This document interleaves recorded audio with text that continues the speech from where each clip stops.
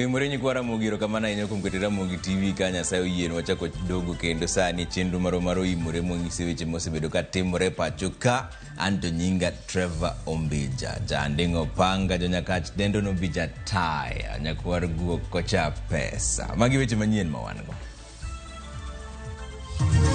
Nilienda kumuona CS Chirichiri na ndio akaniambia mafuta sio yangu tena, mafuta ni ya kampuni inajiita Garana. Kaambia sijauza mafuta yangu wala sijasaini mkataba na hiyo kampuni inajiita Garana, kwa hivyo mafuta ni yangu. Jaohala Anjoroge makuchungni mauta manyocho goe wath ma Mombasa en mare kendo ni obila nyocho teke molal kode kotemo manyo ratiche. Sirikal koro keto yore mag chike matayo kaka skunde nyiewo mwandu mag tayo chenro maggi. If the fees that is suggested will be charged on people doing a wedding, that will be double taxation. Because as a church we buy marriage books at 25,000. Riwruok jodolo kod kanisa CCAK ywak ne sirikal mondo gol jo Kenya e bugo mar pek mar ngima.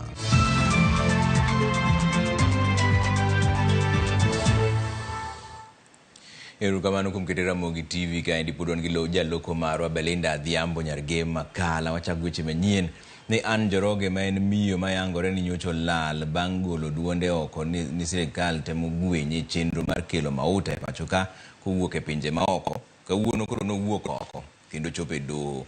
Ano mako chung' motegno ni mauta no ma ywaruok mare chuo chieng' sani en mare kendo en kod ratiro e wi biro mare ka. Ano lero ni nyocha omake gi ji ma ichich ni gin obila mag okwach kich kendo mobuog ngimane bang' ka nyocha teke kowuok e log tich mar okwach kich kama nyocha dhi ndike dhoge e wi wachno endo. Oyango ni no yudore ka en mana e kar dak manyayo e Mbakasi bang' jogo we e thuolo. Odiochieng' manyoro bad migawo mar KPA nyomako chung' ni gen to ok ging'eyo miyono kendo manyinge Anjoroge. KPA wacho ni miyono ne otiyo gi oboke mabandia mar dwaro ni yange kaka wuon mautano manokel gi kambi machielo.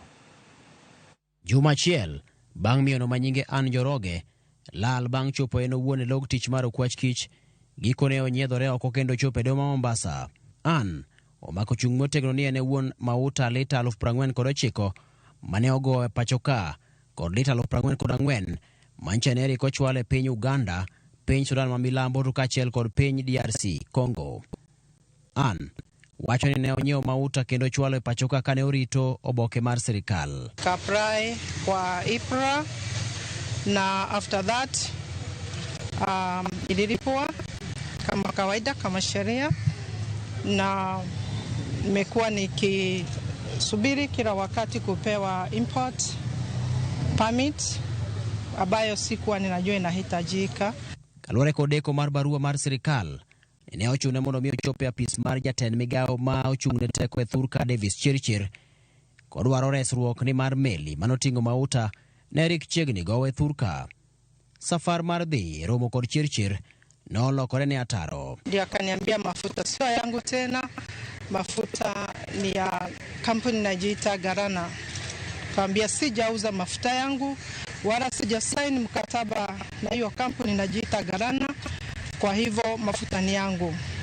Ndio akasema haiwezekani na nifanye kwenda kwa CID headquarters kurecord statement. Yeye ameweka consignment yake eje hapa hivi, lakini sana agent na ana mtu wote si atarisi.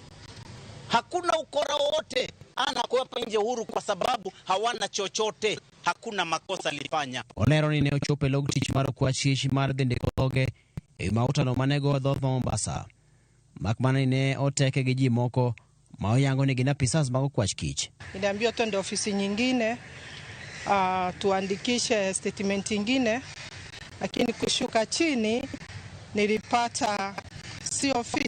Wakati walinichukua kwa gari kulingana na wale ofisa wengine walikuwa pale kwa DCIO, niliambiwa nisarende simu yangu na nipeane password, na nikafanya vile, maana niliomba kutio sheria, na nikaigizwa kwa gari, nikauza mwanipeleka wapi na ni usiku.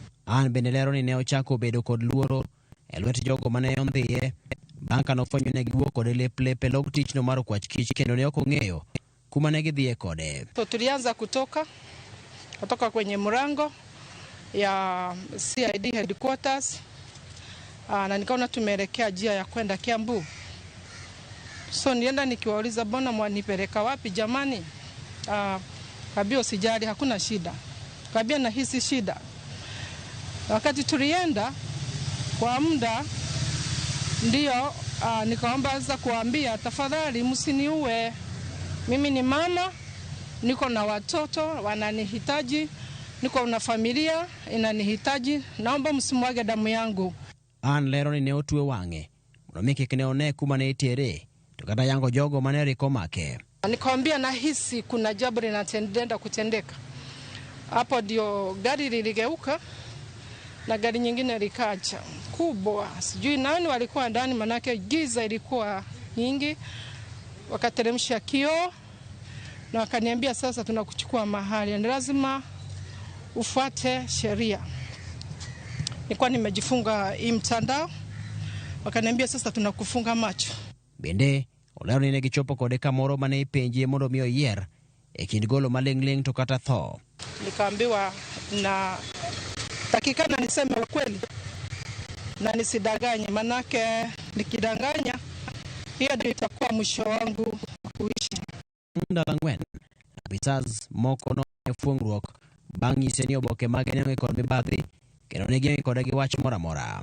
An nyoyudore kar dak manyayo Embakasi odiochieng' manyoro kendo ibiro paro ni motelo ne ma tend bad migawo matayo chenro mag dhowath ma Mombasa KPA to ne osemako chung' motegno ni gin ok ging'eyo miyono manyinge Ann Njoroge ne tiyo kod oboke ma bandia mar dwaro ni kaka wuon mauta mane riko kel e Thika gi kambi machielo. Ken Muga, Ramogi TV. Sirkal osiemo bende mipe kod kembe mag piny owacho mapok odar chuth kendo chako tiyo kod yo manyasani mar chudo e mbui mar e-Citizen. Kembego nyisi ni ochak chudo e aguluno kaka ne jatend piny Kenya William Ruto golo chik. Jafwambo marwa Walter Nyambaga miyo ler. Ne en romo mane oluonge jotatije mag kembe mag sirkal. Romo mane ochwe kom kod jagoro mogirore Julius Bitok, jatend jotije sirkal Felix Kosgei kod jagoro mar buche jotend migepe Masi Wanjau. Penjo ne en gimomiyo kembe sirkal kod migepe mara mapar kod abiriyo pok ochako chwalo chudo magi e yo manyasani mar mbui mar e-Citizen kaka yandi oketie chik kod jatend piny William Ruto. We had exempted it because of the complications that really come with onboarding of those services, including also services by Hustler Fund. These are some of the exemptions we did at the beginning to give them time to be able to integrate their systems. Moko kuom kembe piny owacho kod saga makoro yudore madiny nikech potayo chudo margi yo ma ok nyasani okelo kanyakla duol machoko osuru KRA kambi teko stima KPLC duol mar piny pacho ka NEC kod okumba mar thieth NHIF. Mamoko ting'a guch ola mar somo HELB, ola mar Hustler Fund, osiptal ma Kenyatta, duol mar rango rang'iny mar mwandu pacho ka KEBS, dero maduong' mar Kenya NCPB, kambi gach okolo Kenya Railways, kambi mar ferry kod kar tiegruok mar Kenya. Some services provided by KRA, some services provided by KEBS, some services provided by KPA, some services provided by Kenya Power, including application. Julius Bitok nyawadgi Masi Wanjau ne kata pinyo kang yor medruok mar osuru kowuok milion 70 nyaka milion 200 nyaka sani. There has been a revenue growth starting from about 70 million at the beginning of this year to about 200 million, and we expect that amount to grow. Gikone piny owacho medo kaso tiendgi mondo ket chenro duto e yo manyasani ne jo Kenya man kod pek. We believe that we will have upwards of 17 or 18,000. With the interaction back from users on services that we would want, we are optimistic that we could end up to about 20,000 services. And I'm happy to inform you that the PSS have agreed that we are going to work together with them to ensure that all the services are 100% integrated by 31st of December this year. Jatend piny William Ruto yande chiko mondo chudo duto mag piny owacho ochwali agulu achiel kokale namba mar 2 nyade uchiel. Walter Nyambaga, Ramogi TV. Komiti mar od bura mochung' ne loso budget chano medo omenda maromo bilion 200 e budget mambalang' mar hik omenda mar 2023 nyaka 2024. Jakom komiti no Ndindi Nyoro olero ni omenda makamano idhi tigo de chulo gope mag piny Kenya masani romo trilion 10.2. Kaka jafumbo marwa Chris Owino leronwa, luoro to nitiere ni sirikal nyalo medo juogo jopiny usuru mamalo e siro budget makama. Kao loso kod jofwamb weche bang' tieko romo mage kod jokome mag komiti mag od bura ewi budget mambalang' mar 2023-2024, jakom komiti mar od bura mochung'e loso budget Ndindi Nyoro oyango ni gope ma piny Kenya nigo sani ochung'e trilion 10.2. Government data, the last one I checked in the central bank was 10.25 trillion Kenya shillings. However, I must say that that has marginally increased because by that time, the dollar was not trading at the current level it is trading at in regards to Kenya shillings. So our debt is, we can say it's higher than 10.25 trillion Kenya shillings. Kaluwore gi kweth mar Ndindi Nyoro, gichano medo omenda mambalang' maromo bilion 200 e budget mar hikomo mar 2023-2024 mar chulo gope bero sekta mar pur kaachiel gi mano mar somo. The essence of these supplementary estimates is that we are revising our budget upwards by a tune of around 186 billion so far, and with the additional, with a few additionals that we may end up incorporating, we'll have additional expenditure of around 200 billion at the end of the process. And this is on top of the 3.744 billion trillion budget that we read earlier in June, which was 3.744 trillion. That is now being escalated to just around 3.95 trillion Kenya shillings. Nyoro yango ni gope mag piny Kenya medore gi bilion 450 thuolo moro amora mateko siling mapacho kae olwar kae pimo kod dola mar piny Amerika. Anytime our Kenya shilling loses by 10%, and it has lost by 20% this year, a variation of the Kenya shillings to USD by 10% adds to our national debt 450 billion Kenya shillings without borrowing a single shilling. Kopogore gi chulo gope, medruok e budget mambalang' dhi bugo migawo mar pur kuom keto negi omenda maromo bilion 8.25 mar miyo jopur mbolea e nengo moyweyo e chak higa manyien. The other very critical element why we had to revise the budget is because we need to capitalize other very important sectors in regards to Kenyans.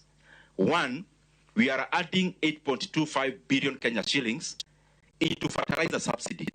We are recapitalizing our fertilizer subsidy as we aim the long season where the planting will be done anytime before the close of this financial year. Jopur mag niang' mosebedo ka bandho kembe gi kuom thuolo malach bende nyalo bwonjo nyaka e bengi bang' komiti mar Ndindi Nyoro keto negi tenge omenda maromo bilion 1.5 mar miyo gi chudo. The second provision that we have made in this supplementary is that we have added 4 billion shillings into coffee cherry fund. It goes into assisting the coffee farmers across the country. The other element is that we have put in money for sugar farmers, majority of whom are owed colossal amounts of money. We have provisioned over 1.2 billion Kenya shillings that will go into paying farmers in terms of arrears they are owed across the country, that is sugar farmers. E sekta mar somo, omenda maromo bilion 5 ibiro tiyo godo e siro skunde mag sekondar madundo mag JSS e gero klese. To make sure that the children of Kenya continue to go to school uninterrupted, we have been able to capitalize or to add more money into our JSS capitation. That is around 5 billion Kenya shillings on JSS. We have also been able to add more money into help and to also capacitate the new university funding model, making it a reality. Ponono ne jo od bura podho budget mambalang' kaka ochan kod kweth mar Ndindi Nyoro kwan makamano dhi ting'o malo bajet mar hikomo mar 2023-2024 nyaka trilion 3.96.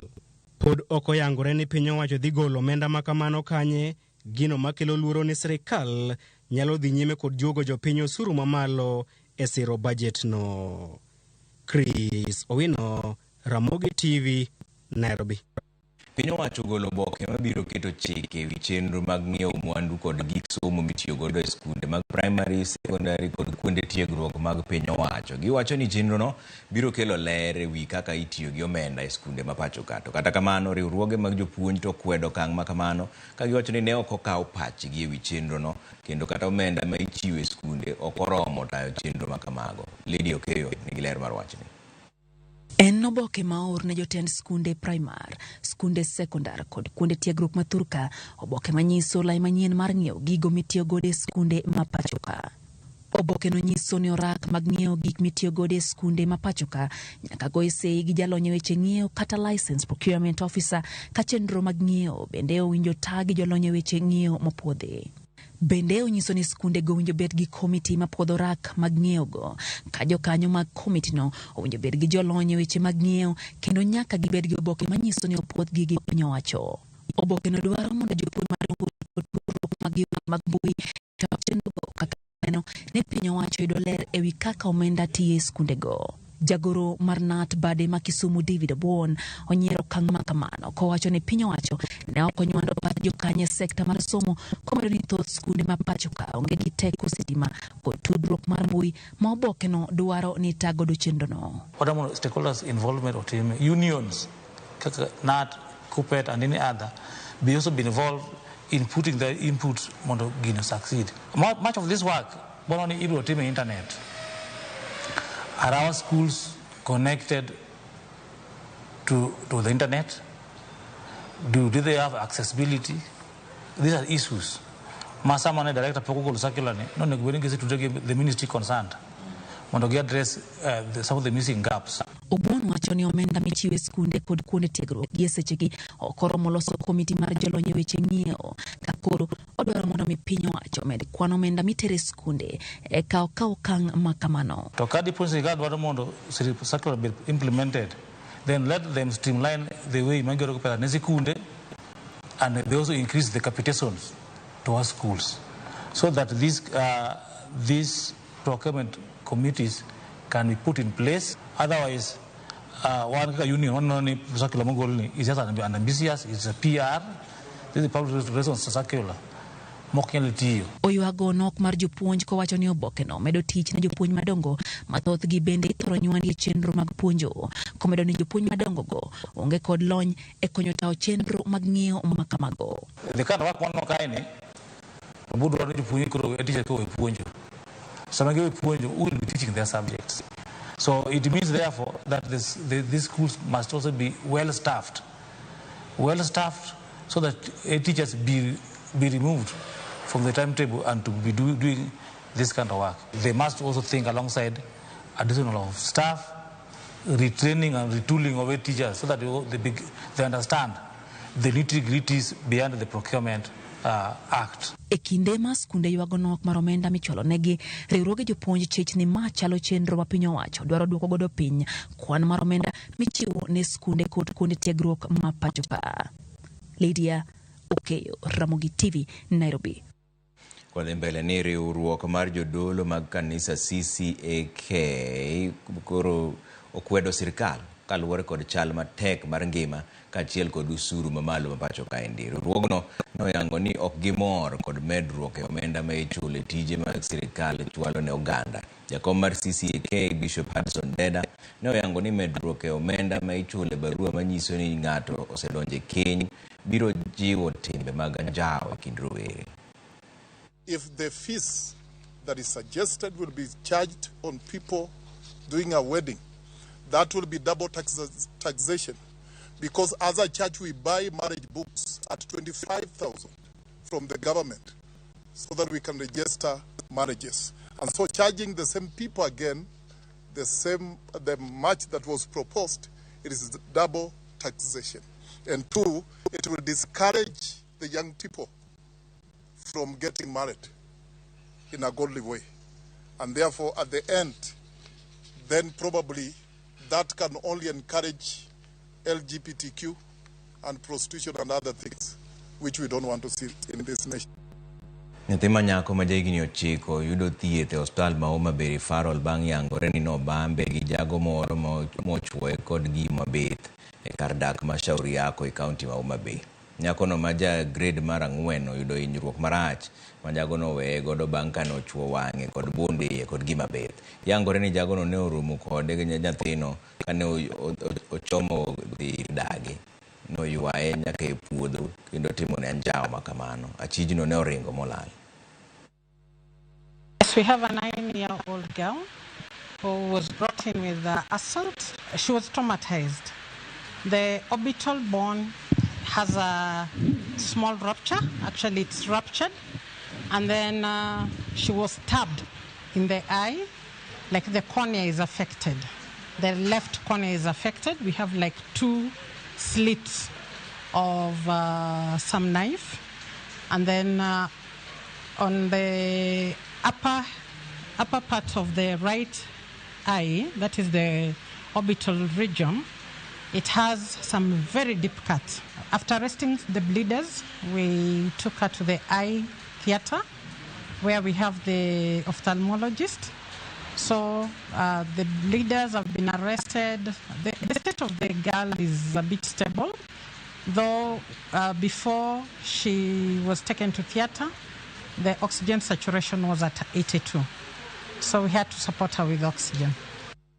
Audi moroma chuo kodo budon weche manyien mobro kelo irika wang'ene no wacho na ng'ari adeka uchiel no ka Indian Abdala mar Kati Woro Kenya. Ramogi an Ngweya mar jongima Roho Salvation Church. Amoso Archbishop Marwa Zakaria Anyuka kachiel kod Archbishop Alphonse Akama. Ramogi TV lera ahinya Trevor bottom up ni ematero marach. Akwayo hayo maber ne Achut Secondary School and Philip Odero Ongulo kan sunduka irokamano Ramogi ler ma ndio kwach mugelen ai Trevor late ya kinya nini maler kan karachwonyo south to cake mar birthday no be ibiro chame dier na to cake bane ya late anapokana no cake bore Ramogi kala lakini sawa tu. Ramogi TV ler maro giwacho ni wach mar bottom up ni madhagu Mine Evans kawuok Sinogo waneno maber ka wantiere gi Ajudo Nyamegwena kachiel gi familia mar Nyamumbo erokamano ahinya. Maindi waneno habari gi babana gi mamana Mr. and Mrs. Paul. Hayo maber ne Paul Kagama from Oriwo Boys and all students from Ototo High School. Ma Vincent from Milenya Kabwatch. Bas, wadugo bang daka moko matin kidhi mabor ahinya.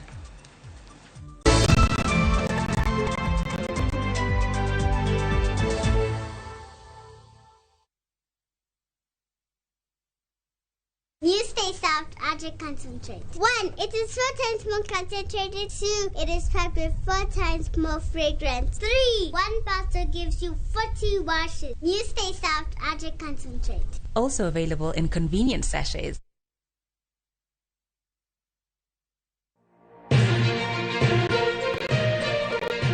Weche manyien mamulo dhod chunyi maiye gin mago machiegni kodi. Weche thieth, anyuola, ohala to kata rita. Ka utuch to wan kode. Kotimore skunde e gweng'u ne wedeni kata osiepe magi duto wan go. Wan kae mar neno ni ng'eyo gima biro kendo bedo gi ikruok motegno. Onegi ng'e gima timore e seche motimore mapiyo piyo to mae e kama iyude wechego.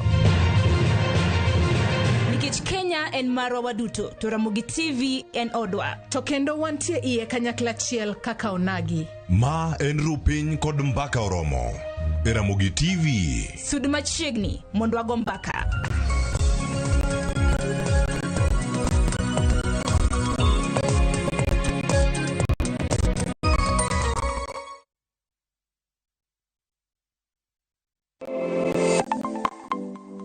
Nyakoro ngajwanga ginengo mar ngima mamedo hidho. Bengeni kok mari nyalo kelo ni yuto mari. Talent nino nyaka sweti. Ok ni en talent ni kori rie tiendi ni ni talent kuru biro no. Ng'ato ka ng'ato nitere gi pok mare mana Nyasaye omiye. Iyudo kata mana nyuola kwiri ni kik idhi nyis ji to kokinyiso ji ng'ama biro ng'eyo onge. Chieng' tich ang'wen chakre saa 2:30 nyaka saa 3 mar okinyi mar mondo mi wamiyi jip makare kalure kod pok mabende intiere godo. Omiyo tudri kod an Sharon Ong'ao. Chieng' tich ang'wen chakre saa 2:30 nyaka saa 3 mar okinyi e TV mar Ramogi kwakiloni chenro mano mar pok opogore.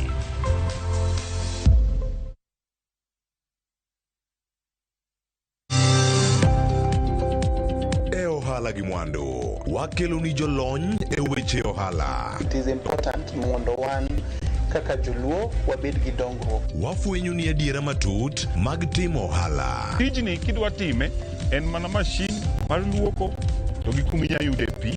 Wawuoyo e wi yore makare mag timo ohala. Kisechopo level mabedo brand mondo bende gimoro amora mitimo en gima timo makelo pesa. Wakonyi dongo handi ka wamiyi yore mag kano mwandu.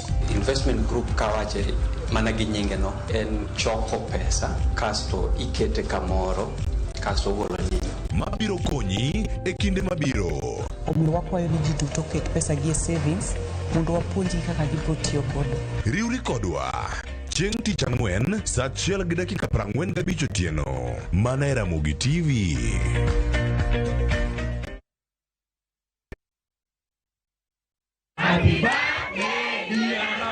Higni 2 nyaka ne wabiye yamo. Joneno magwa osebedo jokorwa ahinya. Kaka yorwa mar goyo erokamano e kindegi duto, warwaki e chenro mar thieth maonge chudo.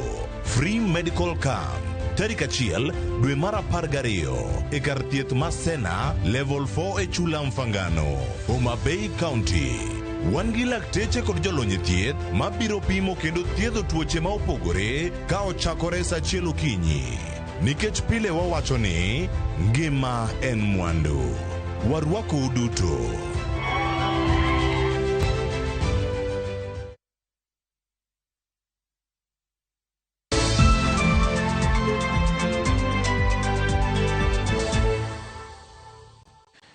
Warwako kende chenro mar Oimore wadhiane mbele gi weche manyien ni jatend piny Kenya William Ruto ne ochako jiwo jo Kenya ka oketo lek mar chopo kwan yien bilion 15 e pacho kaendi.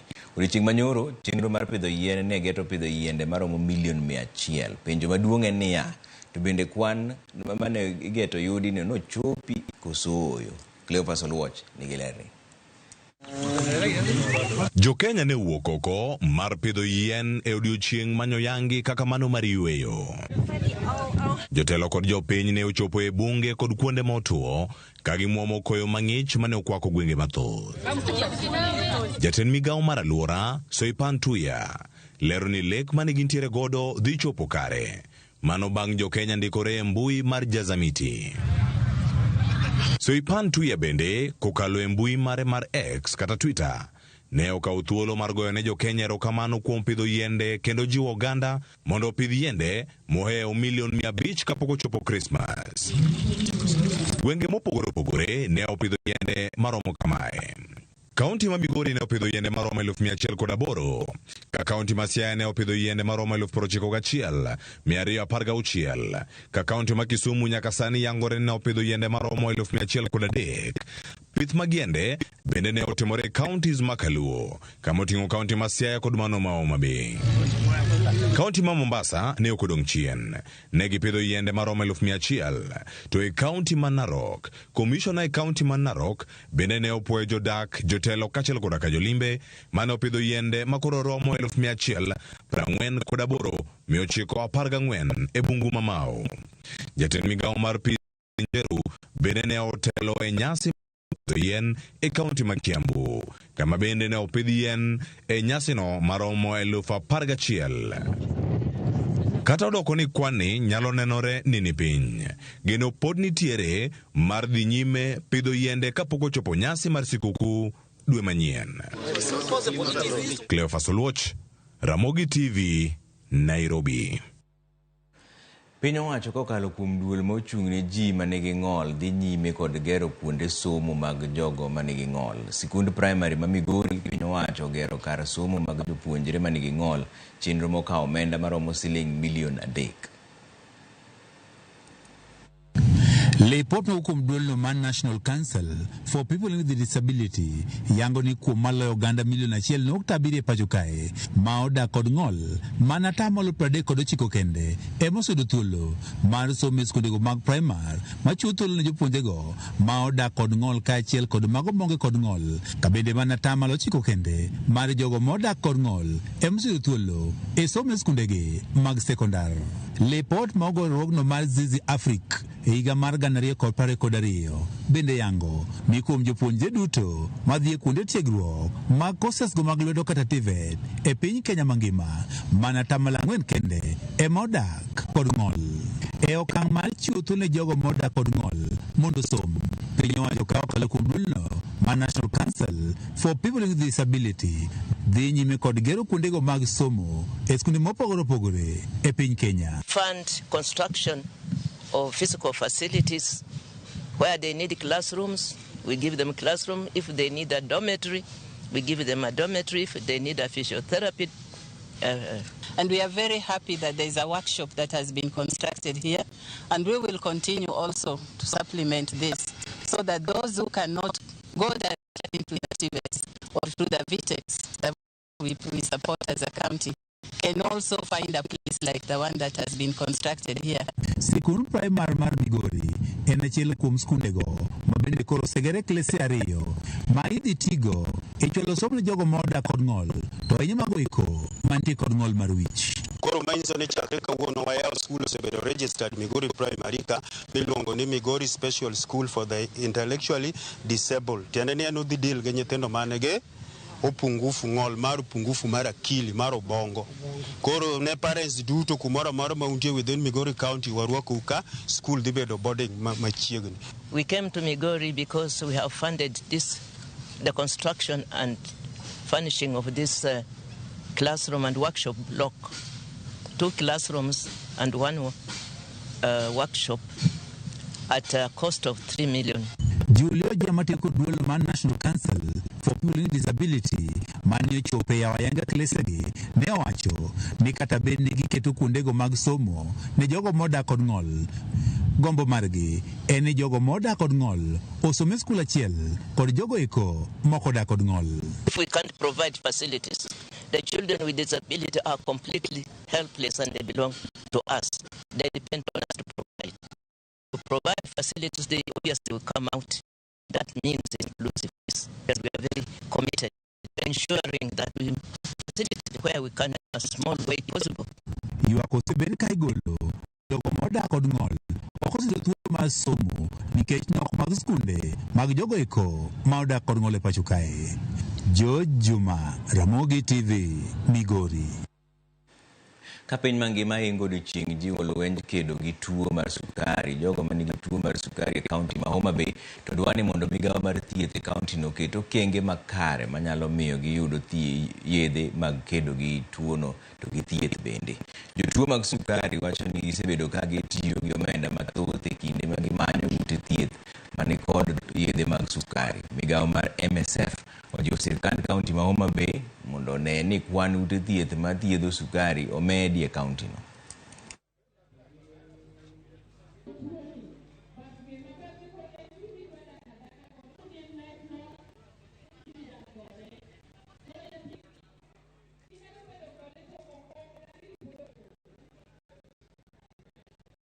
Now we are here at the market celebrating this day, and also to put more emphasis and lobby for the government support to put more efforts in the management of NCDs, including diabetes.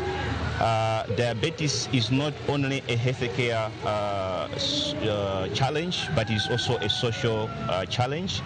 It affects people economically because if they are not well managed, the people are not able to contribute effectively to the development of the country. Waseyudo ka ong'eny kendo joma kata jomoko man gi tuo mar HIV be chaki wayudo ka koro gimbe gichaki develop tuo ni.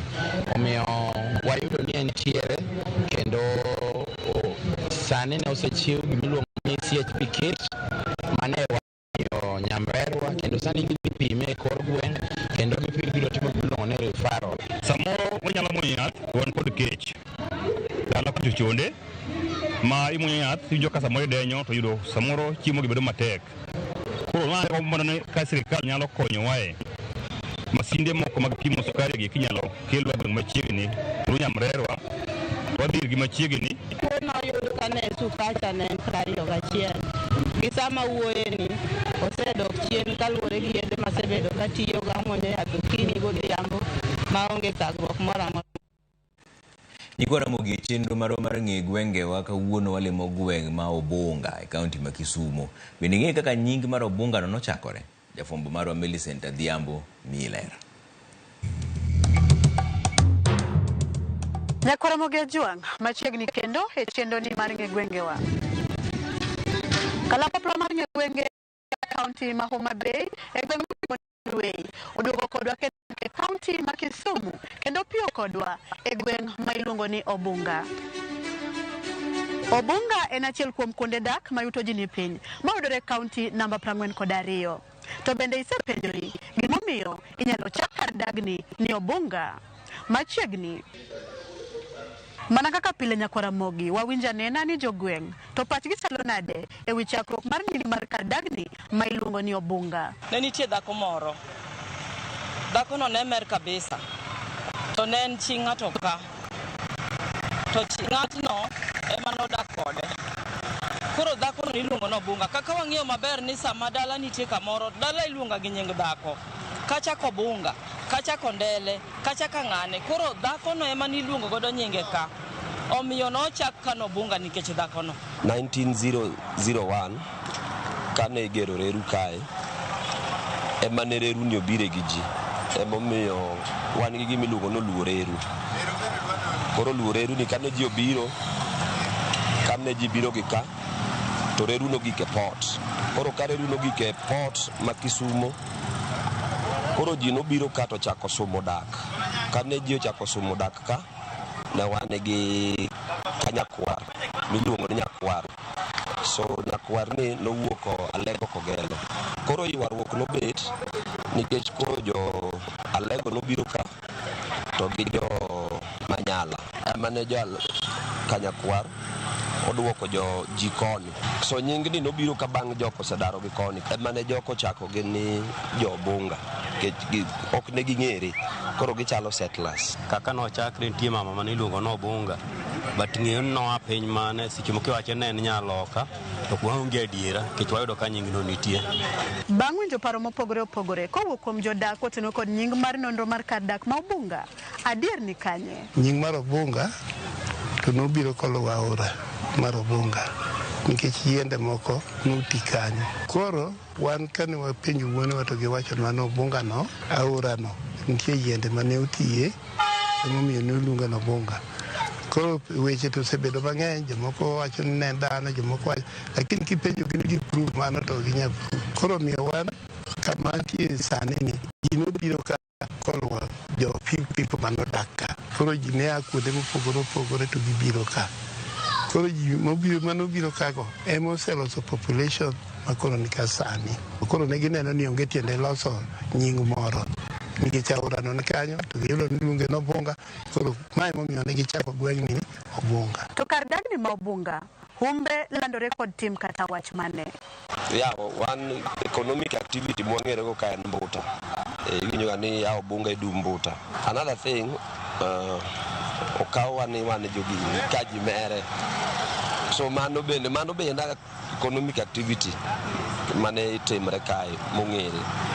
But now we are changing it. Umbo Obunga landre kabisa no Obunga okorach to iye to ber. Mane kako Obunga ng'ere, kinde mane okorach to iye ber no ne inyuoko ng'e ka.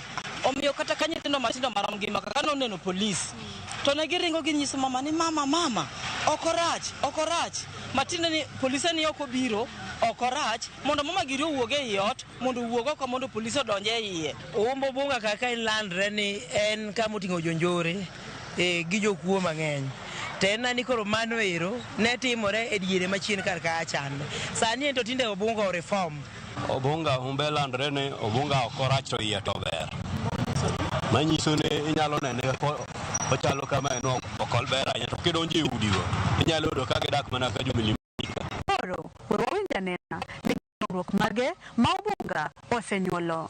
Sani an gini auchiel gaboro kane Obunga ka wan dong biro Obunga ka nikech en kia kedo ita chiro to ne luongo mana bunge kore ka nok nyal kadho ne gina bunge koro sani to aneno ka piny olokore dongruok nitiere. Sani kidonjo ka inyalo neno lam kichake junction ka nyaka kucho ute ma ne ongongre ka sani yudo ka gilokre wan nigi story building houses sani aparo ni wane maber moingo gara jo USAID Obunga dot ka dot nigi pi security light nitie ka 90% mag gwenge moko to onge go so wasebedo gi a lot of improvement the drainages osebet moingo gwenge moko. Wan gi clinic manyocha koger ka gi county government wan gi Kudho secondary school iluongo ni St John Chrysostom mogik ma bende wi ok nyal wil go en Obunga police station ma be nokelnwa ka. Nyakwara Ramogi, jogweng' osekwano dongruoge makar dagni ma Obunga osenyuolo. We koro wawinjane ni gin rem mage ma pod gin godo. Kadipo ni sirkal nyalo konyowa mondo miyo jende wagieki obed mentored enough ma miyo seche moko ginyalo neno gima ni mbele kacha ne kigine gima nitiere kar ka. Wadwaro ni sirkal mar government kaachiel gi sirkal maduong' otim manyal mondo mi nyithindo mang'eny oyud kaka nyalo dhi skul. Gweng' nyalo mana lokore, gweng' nyalo bedo ka somo no ng'ato ka ng'ato to ka ji nigi paro maliw mar ng'iyo kuma piny dhiye to mano piny dongre adonga. Gweng' ma somo onge kata kel mana gik mabeyo mamoka wasekwano to skul onge tibro yudo ni bro ketho gi aketho. Nyakwara Ramogi bende ing'eyo ni kinyo kata e kaunti ma Kisii weche ohala kod ngima mapile dhi nyime kendo apani ema thothne oganda tiyo godo ka gitemo hepo mondo gichop miechgi. To ang'o miyo ma timore? Ilero e yo machalo kamae. Higni machielo king'iyo 2007 Obunga was most affected. Ne ka goji kaka base. Kichaki biro 2017 nochako goji kaka base. Koro nyocho wacho ni 2022 to koro nyaka wachenje nikech kikalo ndara kata idonje i gweng'. Koro kani bayo tiagas ka nyithiwa ema ne hinyre. Koro we came up gi initiative ni wadwaro safe Obunga. Koro ka ji ng'anyo kaka to wanyiso jowa ni kar ng'anyo ka because Obunga to kondele in 2 minutes. Koro wanyiso iga ni wa encourage iga ni de ung'anye gi kondele.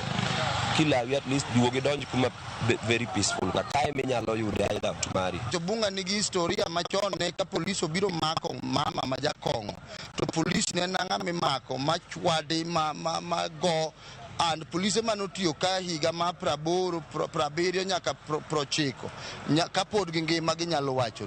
Koro kwadwa ni gino mondo ka ochako duog nikech en kido ma watemo mondo mi wagol. Mana kamano Nyakwara Ramogi kama wachope no bende mwachope giko mar chendowa mar ng'e gwenge odiochieng' ma kawuono kamor nikech kawuono ing'eyo gimomiyo Obunga ong'ere kod nying mar okorach to iye ber. Kao kamano Nyakwara Ramogi erokamano kuom bedo koda e chenro warom juma manyien kuma bro duogo kod nono mar gweng' machielo. Nyinga Millicent Adhiambo.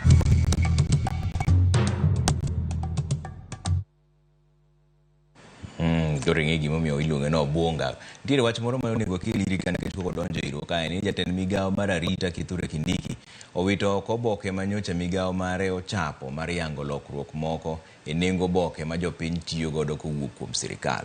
Lokruok mano chapi oboke manyien mar sirikal Kindiki orucho oko nengo mar siling 1,000 manyocha oketi e yudo opande mar Kenya ne jogo ma jo Kenya.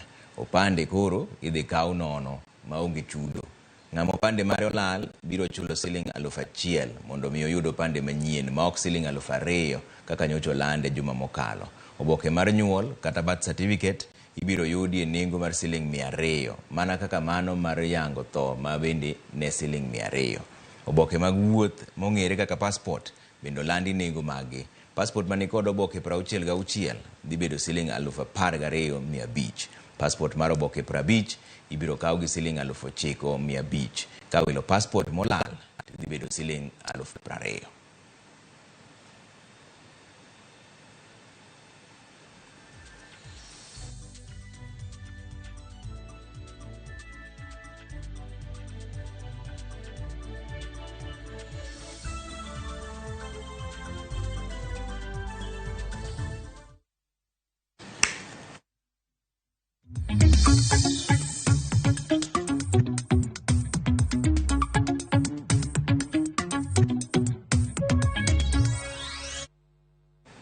Bas, kuro wadadonja ne weche mag ohala mabiro irwa kae ni duol mar EPRA okomedo kata duoko piny nengo modhi mag petrol lendo mar negigolo mana kawuono godhiambo.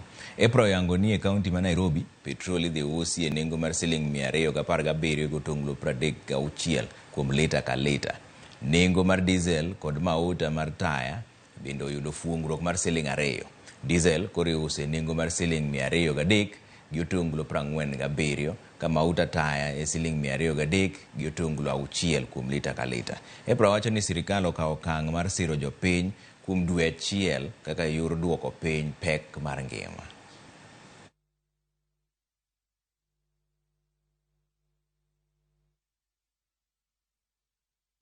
Duol matayo chenro mag omenda mag rutaya kata RBA wacho ni atamalo 74 mar jo Kenya matiyo kendo ma nigi nyalo onge kod agulu mag kungo pesa mag retire.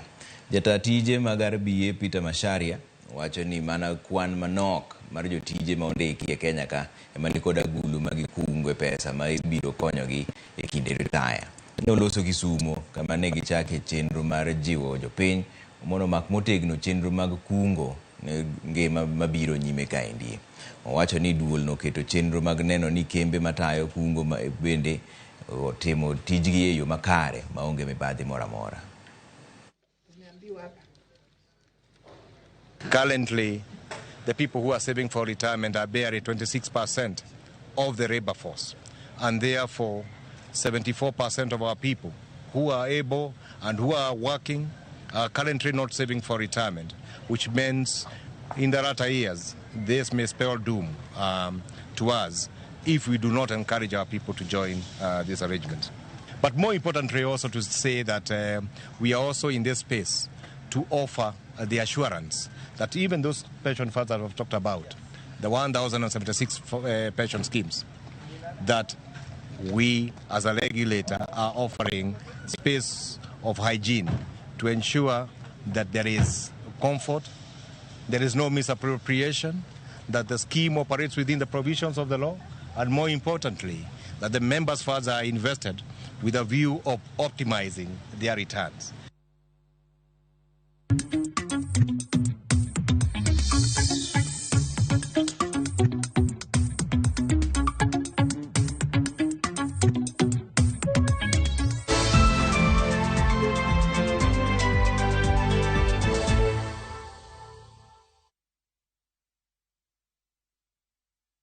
Jipange na View sasa iko hapa sasa.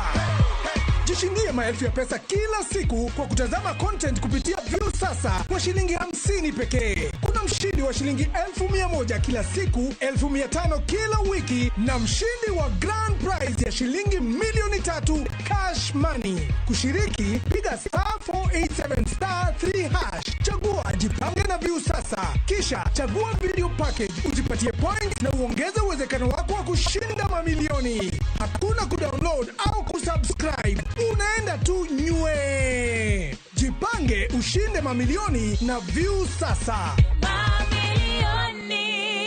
Sheria na masharti kutumika. Imeidhinishwa na BCLB number 2978.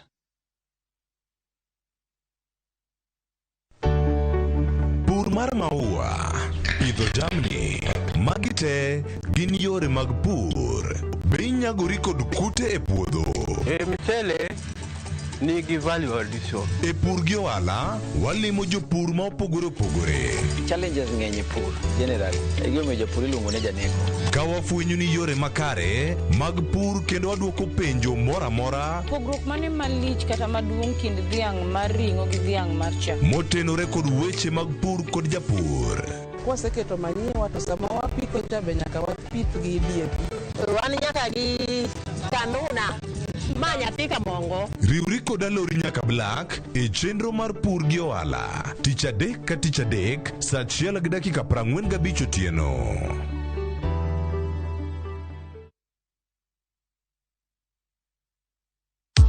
Sasa kwa thao moja tu unaweza pata third party cover for your private motor vehicle valid for 30 days. Say goodbye to expensive motor vehicle insurance. Pata bima kutoka Direct Line Assurance. Kujisajili bonyeza *487#. Weka namba plate ya gari yako, ID namba yako, email address yako na ulipe thao moja tu. And your digital cover will be sent to you instantly. Collect your sticker at your nearest Total service station. Dial *487# upate third party motor insurance valid for 30 days. Pap, ni thao tu.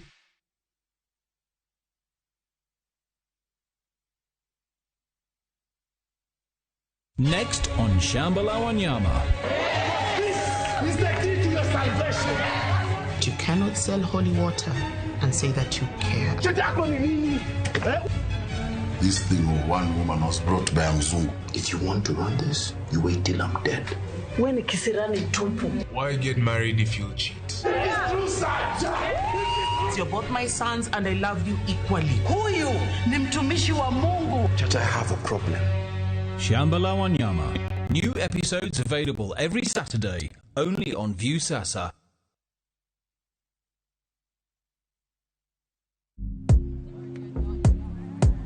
Iyo. Bwana leo umedunga unakaa msanii. Umeenda kudrop album nini? Ndio ni kwa malotu. Chikini zo odds bana.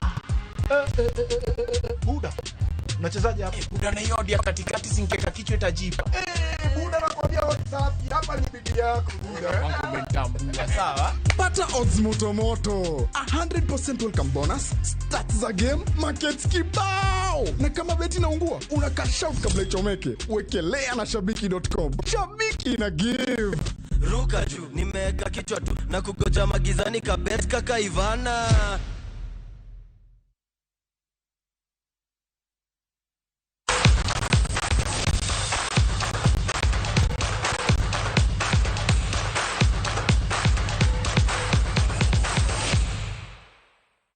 Rajano chabag tuke ni bang bedo gi pek mar yudo omenda gikone to team mar Kisumu Lakers matugo tuke mag hockey no yudo sir mabiro miyo gi thuolo mar yuoro tuke mag hockey e kinde klepe mayudore e pinje mag Afrika.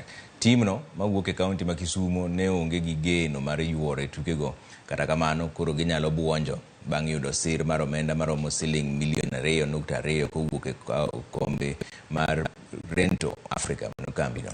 Team no bende omimi toka gibiro tiyo godo e wuoth margi mar dhi e piny mar Malawi kuma ibiro bagi e tuke go eko.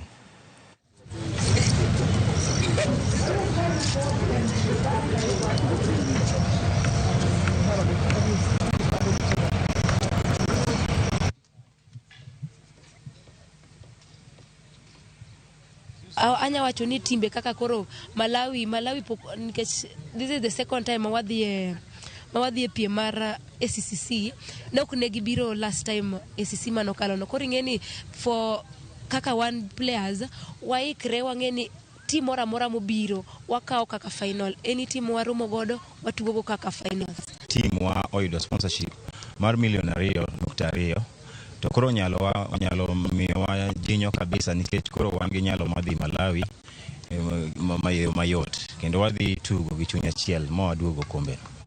Kocha mar Harambee Stars Engine Firat chwero loya bang jotuke mage masulu e Joseph Okumu, Eric Ouma Marcelo, Daniel Anyemba gi jatugo madiere Ayub Timbe yudo hinyruok kendo koro nyalo bedo ni gibiro bedo oko e tuke mag adhula mag manyo tiko mar yuore tuke mag pinje duto. Kata kamano Engine Firat nigi geno ni jatugo mabiro yudo thuolo mar kawo kar jogo moyudo hinyruok to biro tugo maber kendo konyo Kenya. Harambee Stars biro rakore gi team mar Gabon e boma ma Franksville chieng' tich ang'wen kapok gitugo gi team mar Seychelles e boma mar Abidjan mani Ivory Coast chieng' wuok tich mabiro. Stars igeno ni biro wuok pacho ka endi odiochieng' makiny ka gidhi e piny mar Gabon. We are really excited about this opportunity and these games. You know, we've really prepared well. We've played some good quality friendlies throughout the year. And I believe now the coach has the correct strategy, and he has picked his arsenal to go and do the job. That this team is still not ready. I need time to go on in details, and this is detail work. You cannot make a team in national team in 7 months. Why not? Because how many trainings you have? It's not a club team where you train every day. Koro kwa mbele ni tiegruok mandala beach ne jopuonj magadula pacho kae ndio chakore ayanga boma Nairobi. Chenro no ma osir gi riwruok mar FIFA gi CAF igeno ni biro gero kendo luwo okenge mag dongo tuke adhula ma pacho kae ndi. Tiegruok no mane oyawa ayanga gi jatend riwruok matayo tuke mag adhula pacho kame Nick Mwendwa biro gero rang'iny mar adhula ka jogo mabiro yudo tiegruok biro puonjo jopuonj magadula magikone to biro chwalo rieko ne jotuk adhula bende. Chenro no mabende oyuorie gi Mohamed Basir ma en achiel kuom jakanyo mowuok e riwruok mar FIFA en ranyisi ni rang'iny mar adhula dhi malo pacho kae ndie ka thoth jopuonj magadhula biro yudo rieko man malo be. I'm very pleased that they chose Kenya, and when we offered they have agreed to do this in Kenya because they believe that we are leading. Remember, we have trained 6,000 coaches in the last couple of years at the grassroots. Remember that we are the only country that has been having its own instructors that are approved by CAF and FIFA. I think to change players, of course, we can deal with the coaches, but if you go one level above in the equation, a lot of us overlook the importance of the coach educator. So if you can develop one good coach educator, the impact on 24, 30, 400, 500 coaches is there. Sirkal mamalo keto omenda maromo bilion 3.7 mar kedo gi yedhe majing'o del mosebedo ka medore pacho kae ndie gino momiyo riwruok gi yedhe pinje duto Athletics Integrity AIU kuom jo Kenya. Kano wuoye alap mar Eliud Kipchoge Complex Kapsabet jatend migawo weche tuke Babuna Mwamba nosiemo wang' jogo mochung' ne jong'wech kata managers konyisogi ni gibiro lor kuondegi mag tiegruok ponono ni oyud ka gimiyo jotugo yedhe majing'o del. To kata kamano riwruok makedo gi yedhe go pacho kae ndi men Anti-Doping Agency of Kenya kata ADAK osingo ni gibiro tiyo machiegni gi jokanyo e sekta mag tuke mar tieko tuo mar tiyo gi yedhe majing'o del. All the rules being given, even through your games, into strict training, try to of our athletes is very important. No. We are starting to get their information. Which camp are they from? Who are their coaches? Who are their agents? Who are their managers? What time do they train? So that we can then now be able to raid in on those camps, because maybe it is something that athletes of a particular camp are used to doing. We want an all-government approach, and we want an all-stakeholder approach. We want Azilo to ban athletes waine. Can you also show us that you have banned the responsible coaches? We must go for those agents. We must go for those coaches. We must go into those training camps. And if you are running a camp that has been turned into the classical space for doping, we are coming for you.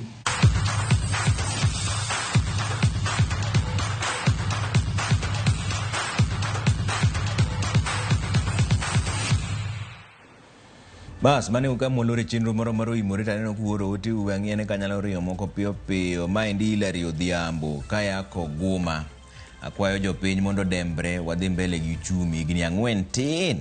Erokamano. Ramogi TV Trevor Okinyo Dr. Nyarangwe kanitiere Ringa Center Homa Bay County amor gi kaka ukelonwa weche manyien Ramogi TV ler. Erokamano Okinyo Daktari Nyarangwe Oimore kanya maendi Tanaya kawuok Kisumu Tanaya. Erokamano ahinya kuom oronwa mos Peter Adero mar Mathare North aneno maler kama Ruto tero waino to mana lamo kende. Ma Jaden kan Kisumu kanyakwar kendo aneno maler gima mako dhoga ni nyaka chul pesa e dwaro mar ID card ma nitiere gima matek ma penjo na en ni to koro kata kendo nyaka koro ng'ad mana pesa kidwa kawo nyar ng'ato koro ne oseduoko usuru go piny matin.